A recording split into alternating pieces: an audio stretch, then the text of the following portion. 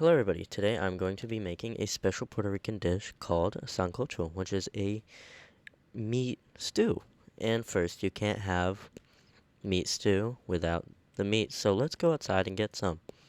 So from the spice rack, I'm going to be taking my funny sharp object, getting my fireworks from the fruit basket, and from the cookie jar, obviously, a pickaxe.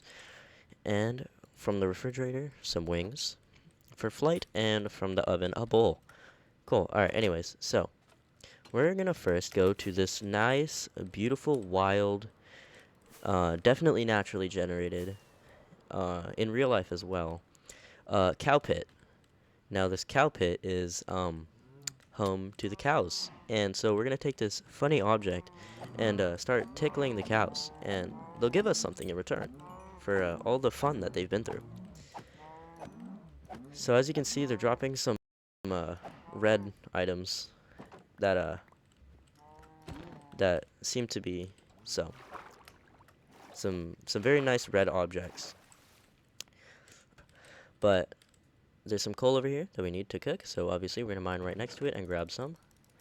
And we're gonna go over here. And while I travel to this village, here are some facts about Puerto Rico. It Puerto Rico is the smallest island of the Greater Antilles in the Caribbean, located east of the Dominican Republic, and the currency is the US dollar, and there's no passport needed for United States travelers. Because Puerto Rico is a territory of the United States, American citizens do not require a passport to enter.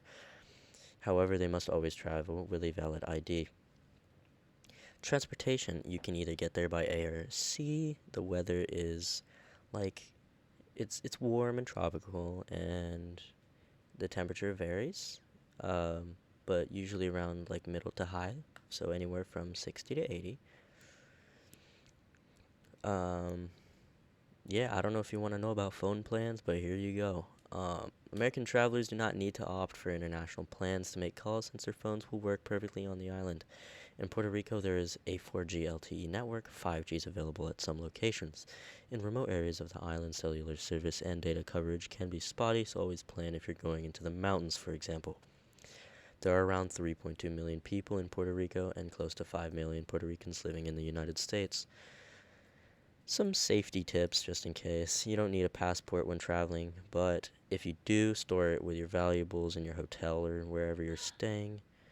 So it is better to carry like a small ID or a copy of your passport. Don't leave any of your valuables and stuff, like normal stuff that you should be mindful of, and be aware and mindful of your surroundings. Don't be wandering alone at night in isolated areas. And yeah, if you have a tour operator, consider talking to them about safety and various things of the sort. Alright, I have arrived, and over here, for some reason, I need some wheat. So over here, I'm gonna look at it, look straight down, and grab some carrots. As we make our way over to here, the next thing we need is obviously some potatoes, because where can you go wrong with potatoes in a stew? So I'm in the desert right now, so where is the best place to get potatoes? If you thought at the bottom of the ocean, you'd be absolutely correct. So if we come over here and break this, there's some potatoes here. Yay. And we will come back home, or to the kitchen, and yeah, we're gonna come over here and cook. So to begin with, we're gonna put some coal in the oven and put a couple potatoes in there. Yeah, just a couple. For the carrots, we're just going to, dig right here. You can't cook carrots. As for the beef, we will put it in the smoker and leave this in here for my kitchen to burn down. Yay. Now that enough potatoes are done, we can come check on the meat. Beautiful. And we will begin cooking on this stove that totally works.